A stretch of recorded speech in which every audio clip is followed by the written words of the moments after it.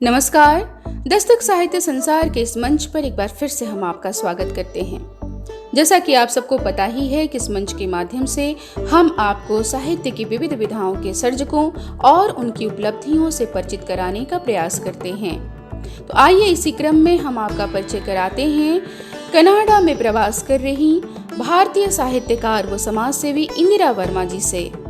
इंदिरा वर्मा का जन्म पलवल, हरियाणा, भारत में सन 1941 में हुआ। आप कनाडा में शिक्षण कार्य के अतिरिक्त कंसल्टिंग क्षेत्र से विगत 25 वर्षों से जुड़ी हुई हैं।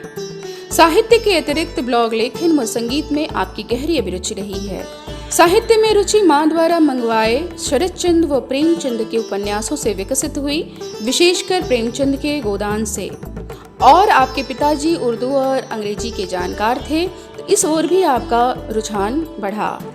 इंदिरा जी का विवाह बनारस में हुआ, लिहाजा इस सांस्कृतिक नगरी ने इन्हें साहित्य व संगीत में और भी संपन्न किया। सन 1968 में कनाडा आने पर यहाँ के जीवन के साथ व नित नई चुनौतियों से संघर्ष करने व तालमेल बिठाने के कारण आपकी साहित्यिक गतिविधियां थम सी गईं। लेकिन बाद में लंदन रेडियो और अन्य साहित्यिक संस्थाओं संगोष्ठियों से जुड़ने के कारण आप एक बार फिर से लेखन की ओर प्रवृत्त हुईं। अब तक आपने हिंदी राइटर्स गिल्ड, विश्वरंग, हिंदी साहित्य सभा कनाडा के मंचों से काव्य पाठ किया है और वर्तमान में लगातार साहित्यिक आयोजनों में शिरकत कर रही हैं। तो आइए दस्तक के इस मंच से सुनते हैं इंदिरा जी से उनकी ये रचनाएं। मुझे इतना बड़ा मंच, दस्तक का मंच प्रोवाइड करने के लिए आप सबका बहुत बहुत आभार कि मुझे ये अवसर आपने दिया कि मैं अपनी जो भी छोटी मोटी रचनाएं हैं वो आपके सामने प्रस्तुत करूं।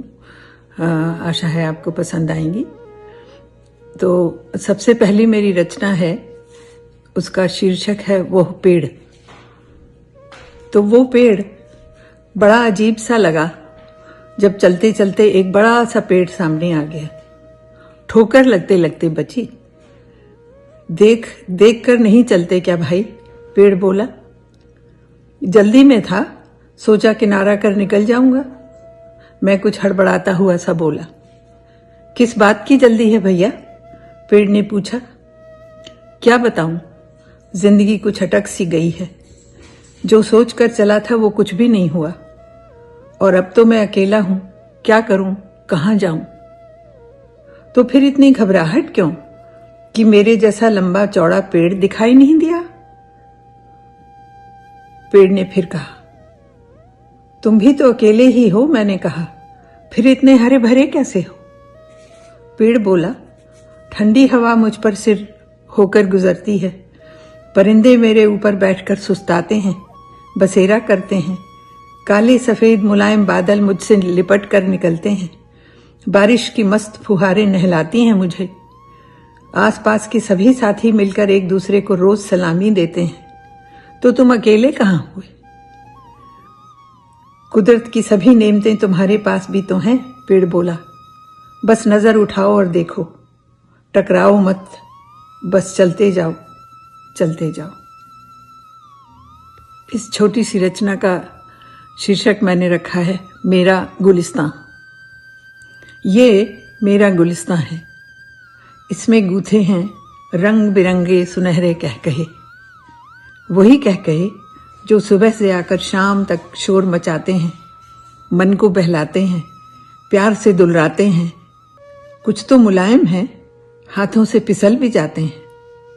जैसे वे सपने जो रात को तो सच लगते हैं, खुशी देते हैं पल भर की, पर सुबह होते ही न जाने कहां किधर थिरक थिरक कर भाग जाते हैं।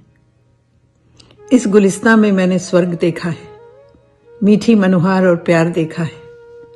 इंद्रधनुष के हल्के गहरे रंग जो मानस पटल पर बिखरे हैं, बस वो बारंबार अपनी थपकी देकर, परियों का सा चुंबन देकर बादलों में समा जाते हैं, यहां इसी गुलिस्तां में। इस रचना का शीर्षक है पहचान। उनकी आंखों में जो दर्द था पहचाना सा लगा वे किस्से तो हंस हंस कर सुना रहे थे, पर जो कहना चाह रहे थे कह नहीं पा रहे थे। कुर्सियों पर बैठे कभी पानी कभी चाय की चुस्की लेते हुए लोग उनकी बातों पर रह रह कर तालियां बजा रहे थे। ऐसा लगता था उनकी तालियां कुछ कह रही थीं। क्या? अति सुंदर, दिल को छू लिया आदि। कुछ की आंखें उनके चेहरे पर टिकी थीं, कुछ इधर उधर देखकर मुस्कुरा भी रहे थे।